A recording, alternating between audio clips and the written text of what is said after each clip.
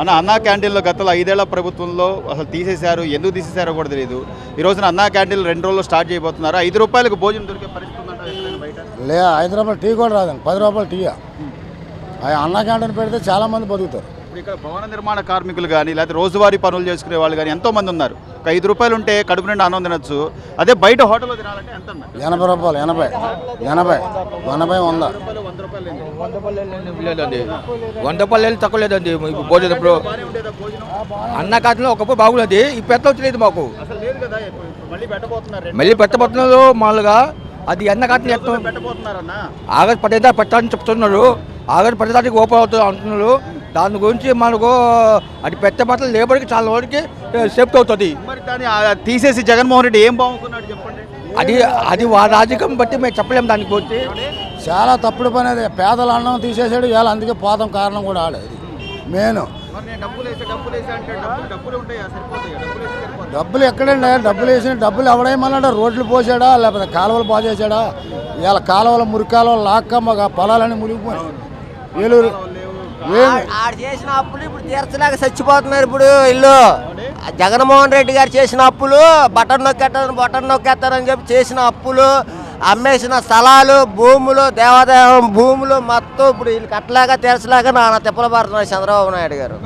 తెలిసి కూడా ఒక సాధారణ వ్యక్తి అన్నా, నువ్వు ఇన్ని తెలిసిన వ్యక్తివి అంటే మరి ఎలా ఓట్లు వేసామంటావు గతంలో జగన్మోహన్ రెడ్డి గారికి? ఒక్కసారి చూడండి తెలియదు కదా.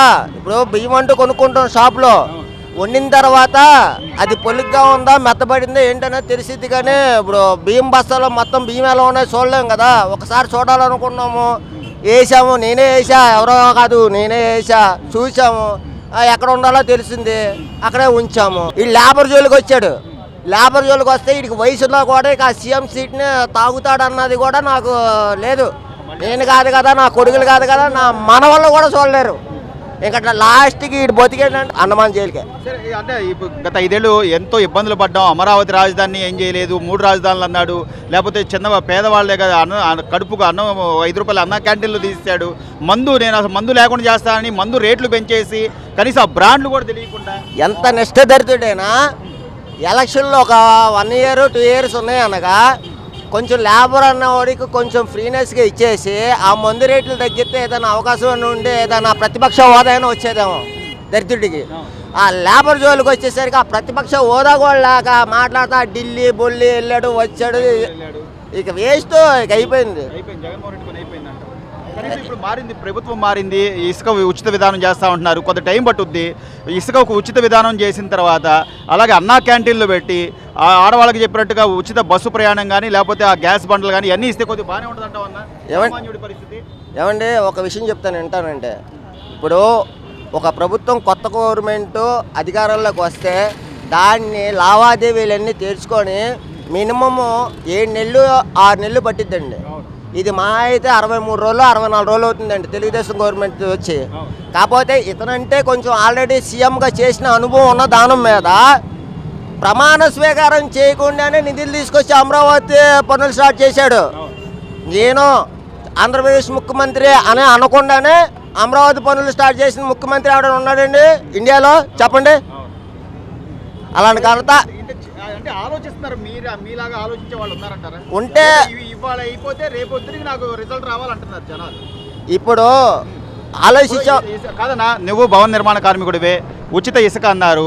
గతంలో జగన్మోహన్ రెడ్డి గారు తీసుకెళ్లి నిల్వ ఉంచిన డంపుల్లో ఎక్కడెక్కడ ఉన్నాయో ఆ ఇసుక అంతా కూడా ఇప్పుడు అయిపోయింది. ఇప్పుడు డైరెక్ట్గా మీరు పంచాయతీ ఆఫీసులోకి వెళ్ళి మీరు దాన్ని బుక్ చేసుకోండి, మీకు నేరుగా ఇంటికి వచ్చుద్ది.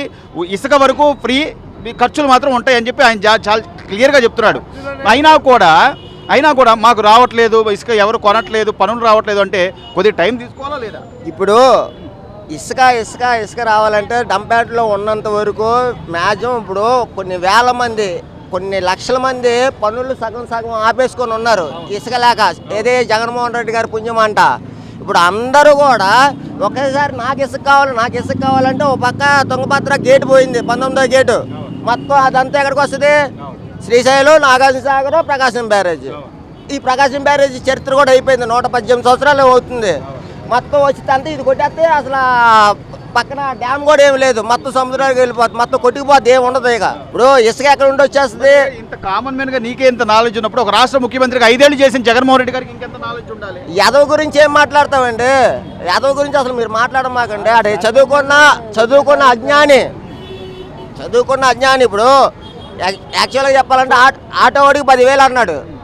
ఆటోవాడికి 10,000 ఇవ్వాల్సిన అవసరం ఏంటి? నువ్వు ఆటోవాడికి 10,000 ఇవ్వాల్సిన, నువ్వు చదువుకున్న అజ్ఞానివి. అదే చదువుకున్నావుడు అనుకోండి, ఏంటి ఆ లాన పేరు పెట్టుకొని ఇన్సూరెన్స్ ఆటోలకు ఫ్రీ, ఎఫ్సి బ్రేకు 1,400 రూపాయలు స్టేట్ గవర్నమెంట్ పెట్టుకుంటుంది. పొల్యూషను తీసేయండి, రోడ్ ట్యాక్స్ ఎలాగో చంద్రబాబు నాయుడు గారు తీశారు. 10,000 దేనికి? రాజన్న ఇన్సూరెన్స్ అని చెప్పేసి నువ్వు ఆటోలకు ఫ్రీగా పెట్టుకొని ఇది చేసుకుంటే ఆ 10,000తో నువ్వు ఏదైనా అభివృద్ధి చేస్తాగానే ఉంటుందిగా ఎక్కడైనా. ఇంత చిన్న పాయింట్లు కూడా ఆలోచించకుండా నేను డబ్బులు పంచాను, నేను ఐఏసాను ఈఏసాను అంటే జనాలు డబ్బులు తీసుకుని ఓట్లేస్తారంటే సరిపోద్దా? ఇప్పుడు పెడుతున్నానంటే ఎవరైనా తింటారు సార్, వద్దని ఎవడండో, తీసుకోకుండా ఎవడో వెళ్ళిపోడు. మీరు నాకు 10 రూపాయలు ఇస్తుంటే నేను తీసుకుంటా, 10 రూపాయలు జోలో పెట్టుకుంటా. తర్వాత అసలు వచ్చేసరికి ఉంటుంది